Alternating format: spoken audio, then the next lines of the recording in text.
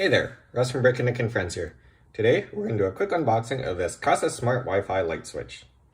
So the one I have here is not your typical light switch. It is actually motion activated. So as you can see, up here there's the sensor, and then down here there's the typical light. And essentially what it does is if you pass by it, then it'll activate to turn on. So the box here just gives some general descriptions on everything, but then overall, all you need to install it like a regular light switch and then connect it to your Kasa Smart app, your TP-Link app. So let's cut this open and see what's inside. So this essentially gives you everything that you need. You have your morettes and your screws to connect to your wall outlet. Here you have the setup guide for connecting to your Kasa Smart app.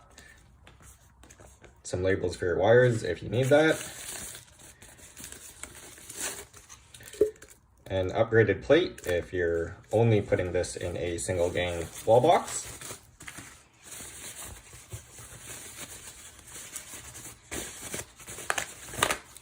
And then your actual motion detector smart light here.